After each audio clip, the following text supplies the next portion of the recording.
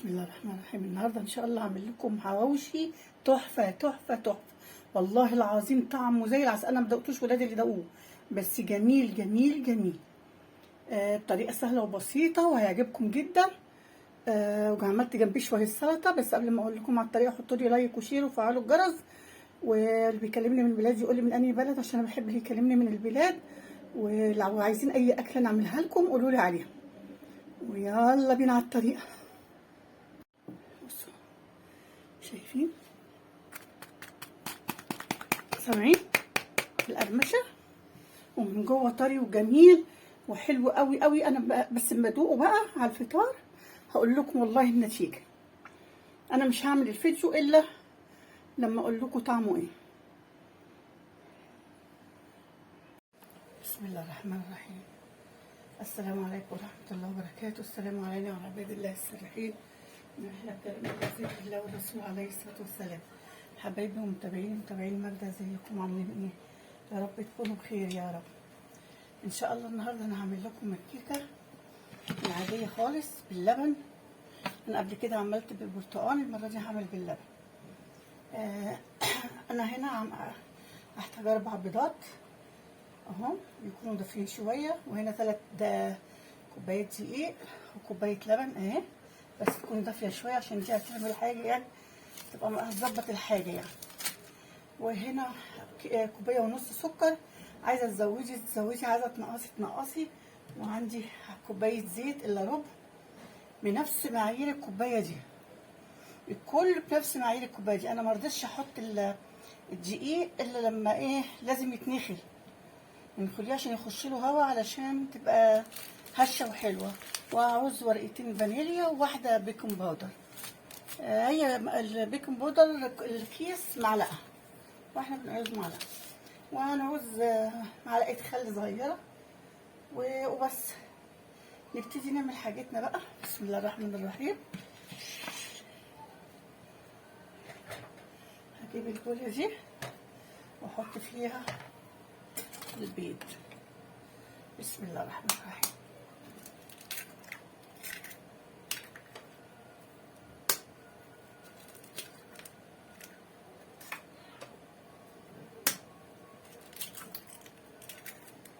ممكن تعمليها في الخلاط، تحطي كل الحاجه في الخلاط وتضربيها، بس انا هعملها كده على طول.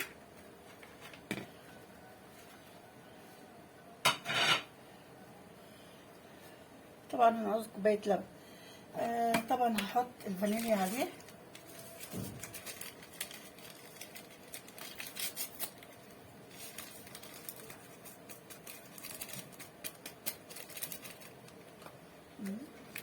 وهنقعد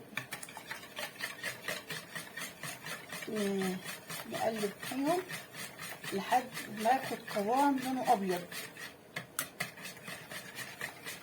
يعني مصفر كده، مش اصفر قوي زي البيض يعني.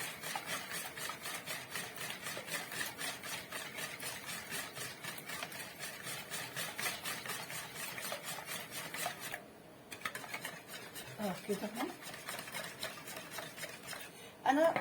احنا بنحب الحاجه مسكره، فهدول كوبايتين. انا برضو مش هحط الكوبايتين، هحط حاجه بسيطه يعني، هشيل منهم حبه بسيطه كده، نص كوبايه اهي. وهقلب برضو.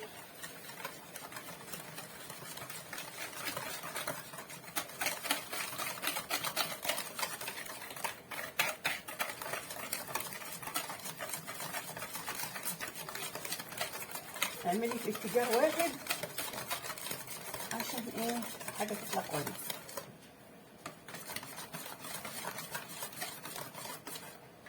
هنحط اللبن بتاعنا اهو، لبن دافي.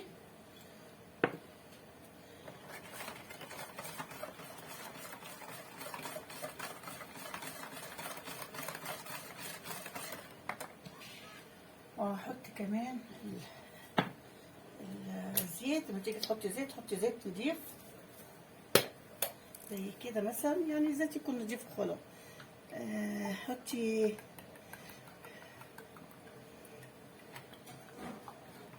نفس المعيار بتاع الكوبايه دي.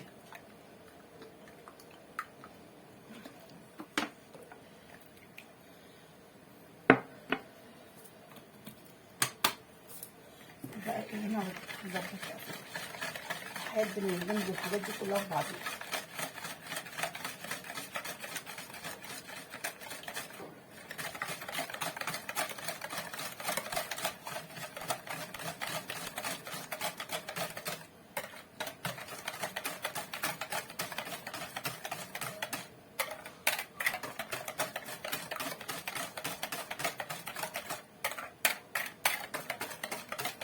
انا النهارده صايمه مش هقدر ادوق اي حاجه، هعمل الحاجه كده زي ما تيجي.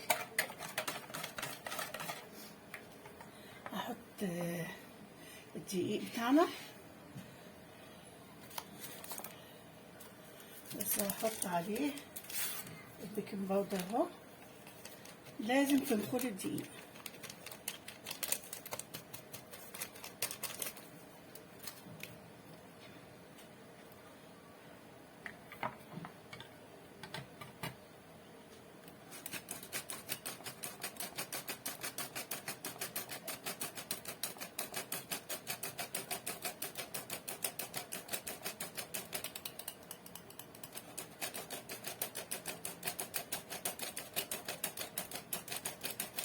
الكيكه دي معموله باللبن مش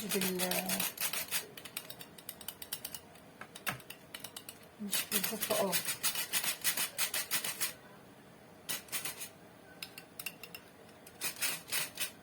بس كده. بسم الله الرحمن الرحيم.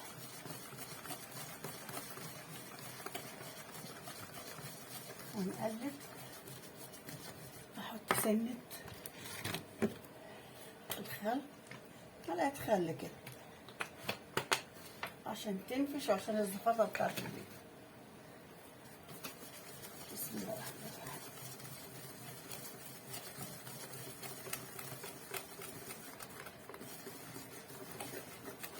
انا فاتحه طبعا البوتاجاز، عاملاه على 180.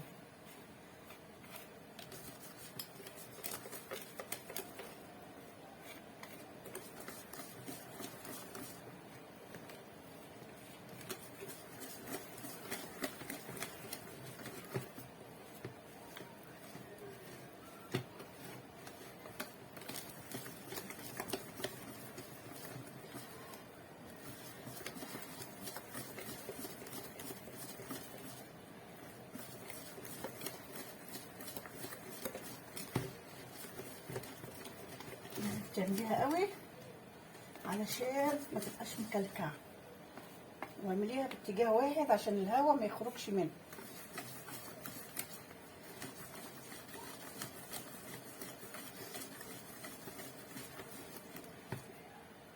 بصوا ده قوامها كده.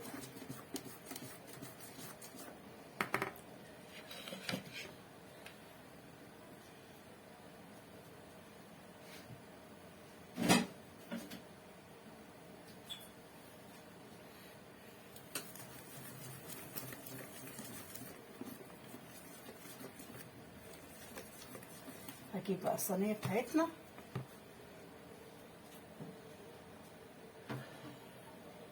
انا مبطناها بسمنه بلدي ودقيق. بسم الله الرحمن الرحيم.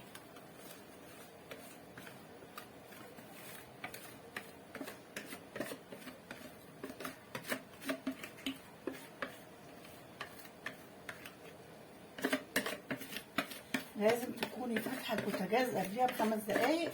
ليه؟ عشان ما تاخدش، لو حطيتيها وهي بارده هتبقى مش حلو.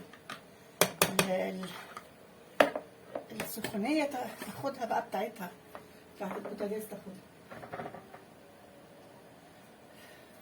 اعملي بقى كده عشان لو الهواء تخرج كده. يبقى عملنا الصينيه اهي. هحطها بقى في الفرن وما تستوي اطلعها.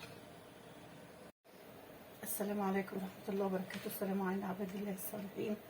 ما يحلى الكلام الا بذكر الله والرسول عليه الصلاه والسلام. حبايبي ومتابعيني ومتابعين ماجدة، ازيكم عاملين ايه؟ يا رب تكونوا بخير يا رب. ان شاء الله النهارده هعمل لكم حواوشي بطريقه يعني جديده خالص. يعني اول مره بصراحه اعملها، انا لقيت ناس عاملينها فقلت اجربها وكده. فانا هستعمل ايه؟ انا حاطه هنا ايه؟ معلقه سمنه. هستعمل نص كيلو لحمه بس، نص كيلو لحمه ماشي. وهحط بقى ده المكون اللي بقول لكم عليه، هتحط عليه برغل. انا بلاه وسايباه من الصبح. انا عايزه اشوف طعم الطريقه دي. انا لقيت واحده عاملاها في البتاع ده على اليوتيوب، فقلت اجربها اشوفها حلوه ولا لا.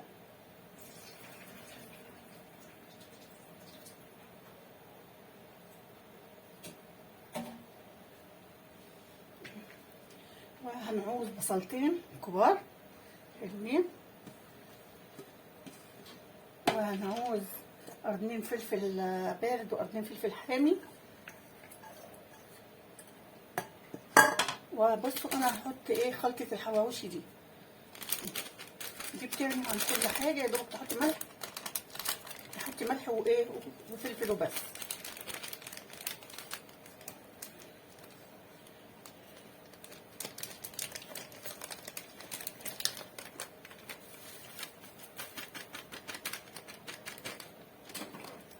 وهنحط شويه ملح بسيطه اهي عشان هي فيها ملح. وهنحط شويه فلفل اسود. وانا من عندي بقى هحط شويه بقدونس. كل الحاجات دي بقى تختلط ببعضيها كده لما يتجانسوا كلهم مع بعض.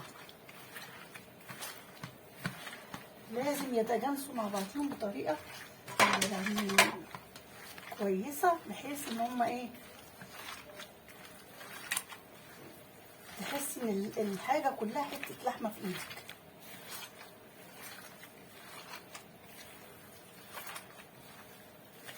انا هقعد اعملها ببعضيها وبعدين اجيلكم علشان ايه، انا مش قادره اقف اهي. اتعملت اهي.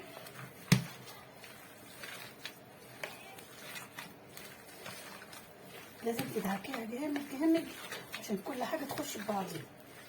انا قعدت عملتها شويه وقلت برضه اوريكم شويه تعملوها ازاي.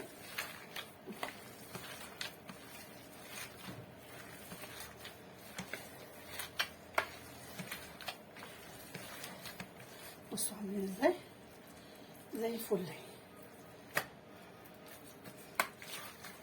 ممكن تقعدي تعملي فيها تاني شويه.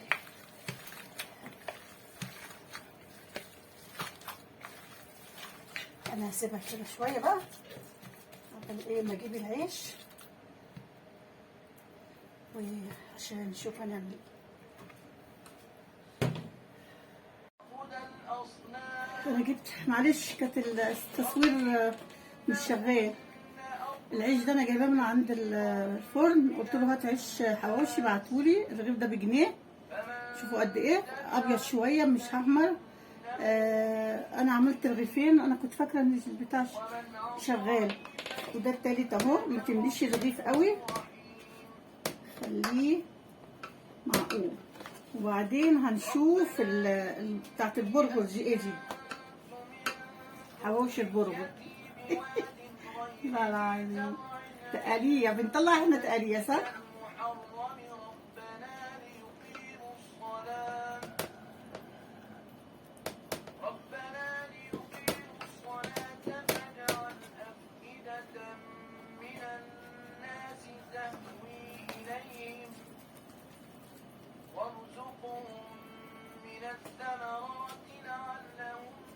هعملهم بقى واجيلكم.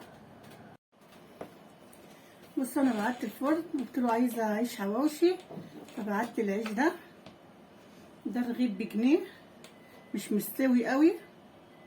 وانا اللي خلاني عدت المقطع ده عشان القرآن، عشان لما بعمل القرآن بيقولوا لي حظر ونشر. فانا حشيت الدولم اهم. هنشوف هيتعيش كام واحد كام رغيف، ونشوف اللي هو البرغل ده، نشوف الحواوشي بالبرغل، وهنشوف النص كيلو هيعمل قد ايه. انا ممكن ما اسويش ده كله لان انا هسوي على قدينا بس.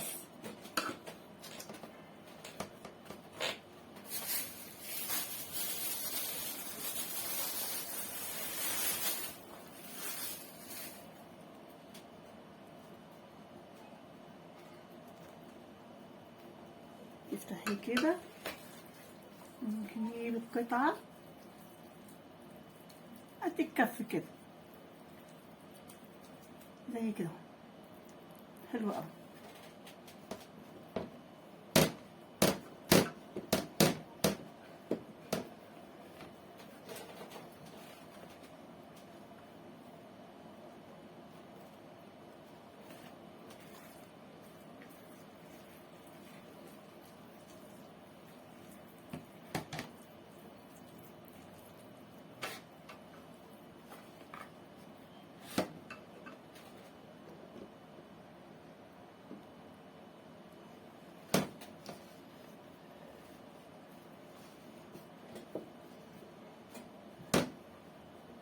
هو ممكن كان عمل 10 رغيفة بس انا عملت منه 9 بس.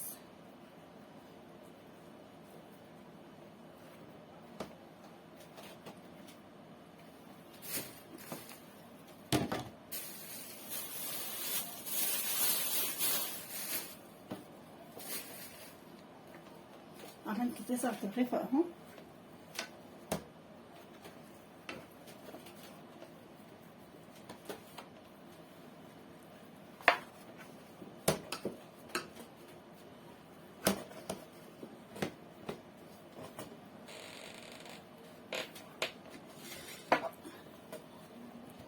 هنجيب بقى سمنة اهي، دي سمنة بلدي اهي، نمسح بيها كده العيش وبرده من جوه.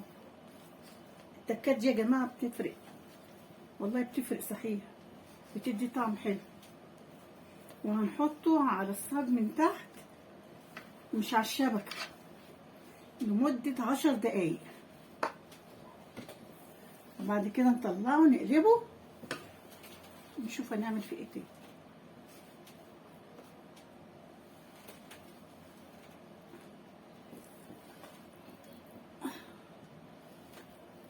هحطه بقى في الفرن وبعدين اجيلكم.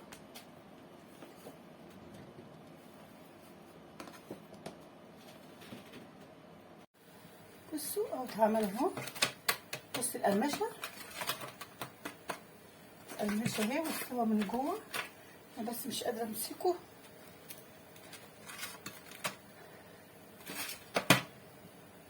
استوى بصوا من جوه ازاي اهو.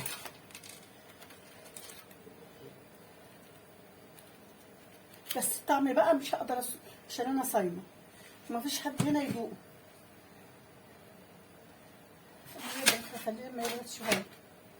اللي عايزه بقى مقرمش كده يسيبه كده، لو عايزاه طري غطيه، بس انا مش هغطيه.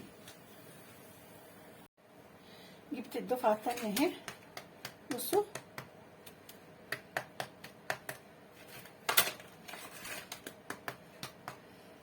انا بس ايه سخن. اللهم صل على النبي. بصوا بس انا ايه صايمه فمش قادره.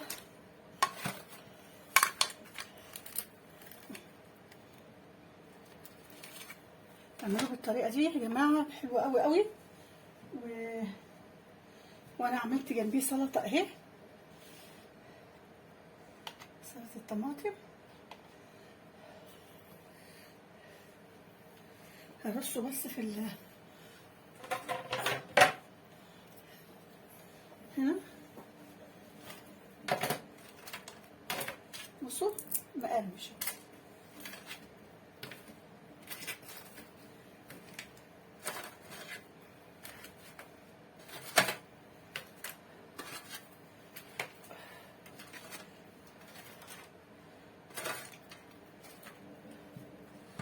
جدا كده، تحفه تحفه.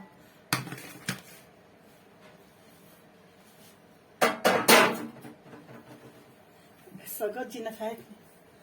بصوا انا عملت جنبيه سلطه. انا ما عنديش بقدونس، لا البقدونس عندي بس مكسله بصراحه بقى احط عليه. المهم النتيجه جميله جدا جدا. اعملوه بالطريقه دي يا جماعه، هتعجبكم قوي.